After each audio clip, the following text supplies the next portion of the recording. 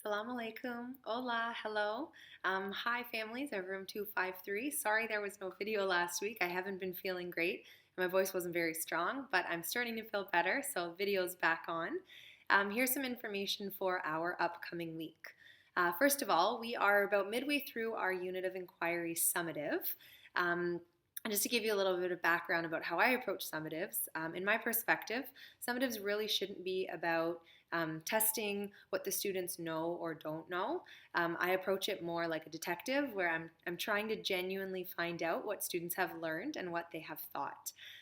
We had a discussion on Thursday about how difficult it is to measure learning and what is learning and how do you measure it.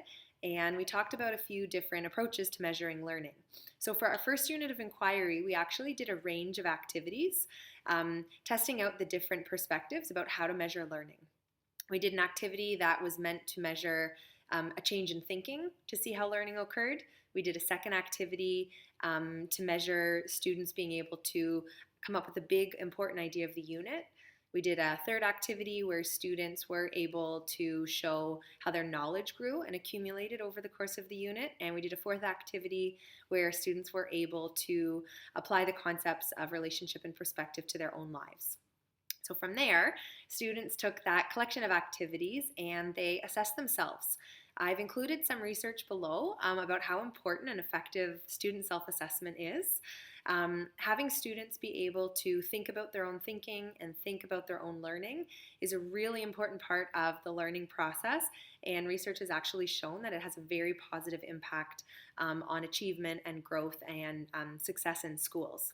So students looked at their summatives and they figured out where on the learning spectrum they are.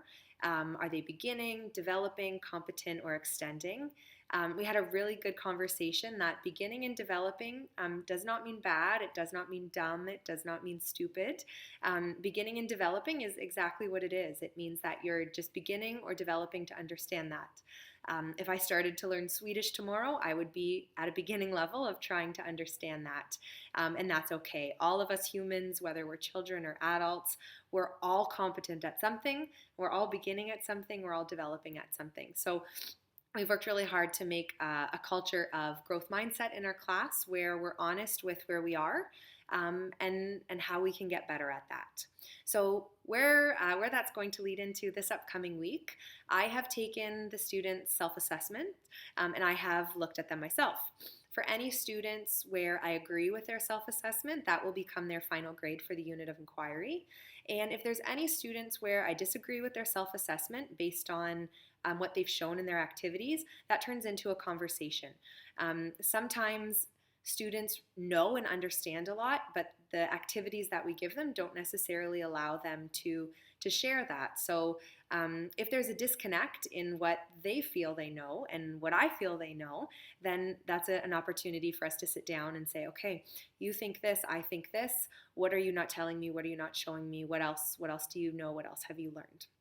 From there, we will also be able to come up with the final grade for the assessment. Once those conferences are done this week, students will be bringing home their final rubric, and you will be able to see their perspective, my perspective, and how we came to the final grade.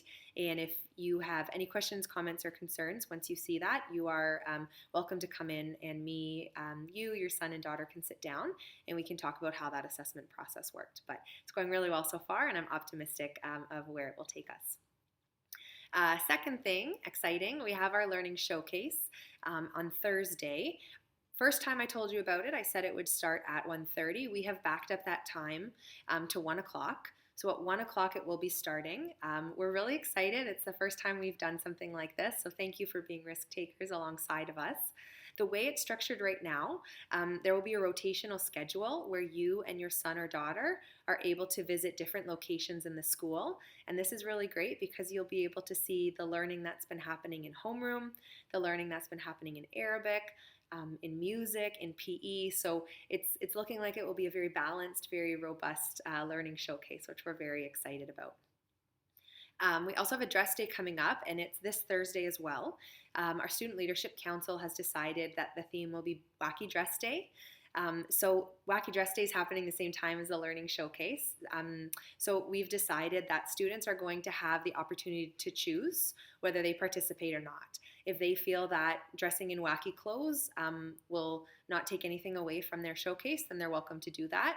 If they'd like to take more of a professional approach and dress up non-wacky for their learning showcase, that's totally fine too. So we're going to leave it in the hands of the grade 4 students to figure out what they're most comfortable with.